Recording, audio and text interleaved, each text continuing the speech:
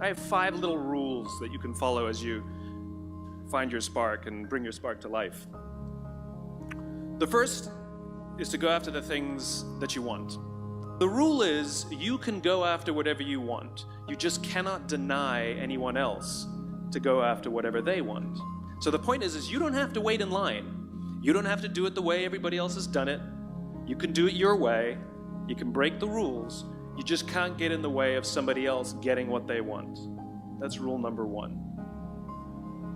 Rule number 2. I like this one.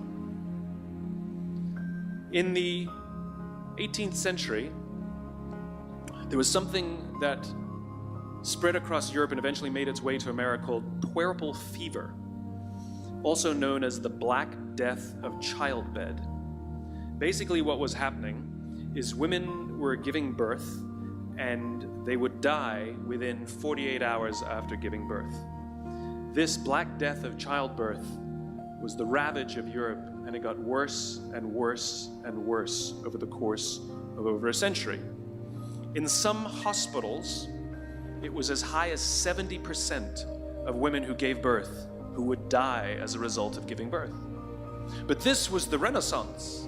This was the time of empirical data and science, and we had thrown away things like tradition and mysticism. These were men of science, these were doctors.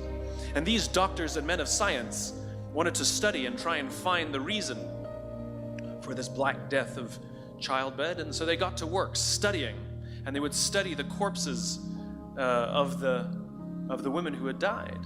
And in the morning they would conduct autopsies, and then in the afternoon they would go and deliver babies and finish their rounds. And it wasn't until somewhere in the mid-1800s that Dr. Oliver Wendell Holmes, father of Supreme Court Justice Oliver Wendell Holmes, realized that all of these doctors who were conducting autopsies in the morning weren't washing their hands before they delivered babies in the afternoon. And he pointed it out and said, "Guys, you're the problem."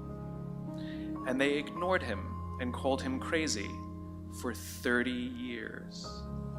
Until finally somebody realized that if they simply washed their hands, it would go away.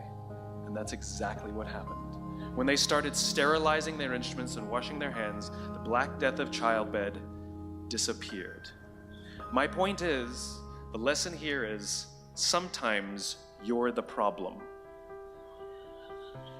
We've seen this happen all too recently with our new men of science and empirical studiers, and these men of finance who are smarter than the rest of us until the thing collapsed. And they blamed everything else except themselves. And my point is take accountability for your actions. You can take all the credit in the world for the things that you do right, as long as you also take responsibility for the things you do wrong. It must be a balanced equation. You don't get it one way and not the other. You get to take credit when you also take accountability. That's lesson 2. Lesson 3, take care of each other. The United States Navy SEALs are perhaps the most elite warriors in the world. And one of the SEALs was asked, who makes it through the selection process? Who is able to become a SEAL? And his answer was, I can't tell you the kind of person that becomes a SEAL. I can't tell you the kind of person that makes it through BUD/S. But I can tell you the kind of people who don't become SEALs. He says the guys that show up with huge, bulging muscles, covered in tattoos, who want to prove to the world how tough they are, none of them make it through. He said the preening leaders who like to delegate all their responsibility and never do anything themselves, none of them make it through. He said the star college athletes who've never really been tested to the core of their being, none of them make it through. He says some of the guys that make it through are skinny, scrawny. He said some of the guys that make it through, you will see them shivering out of fear. He says, however, all the guys that make it through, when they find themselves physically spent, emotionally spent, when they have nothing left to give physically or emotionally, somehow, some way, they are able to find the energy to dig down deep inside themselves, to find the energy to help the guy next to them. They become SEALs, he said. You want to be an elite warrior. It's not about how tough you are. It's not about how smart you are. It's not about how fast you are. If you want to be an elite warrior, you better get really, really good at helping the person to the left of you and helping the person to the right of you. Because that's how people advance in the world. The world is too dangerous and the world is too difficult for you to think that you can do these things alone. If you find your spark, I commend you. Now, who are you going to ask for help, and when are you going to accept help when it's offered? Learn that skill. Learn by practicing helping each other.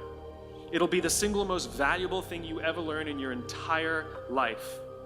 To accept help when it's offered and to ask for it when you know that you can't do it. The amazing thing is, when you learn to ask for help, you'll discover that there are people all around you who've always wanted to help you. They just didn't think you needed it because you kept pretending that you had everything under control. And the minute you say, I don't know what I'm doing, I'm stuck, I'm scared, I don't think I can do this, you will find that lots of people who love you will rush in and take care of you. But that'll only happen if you learn to take care of them first.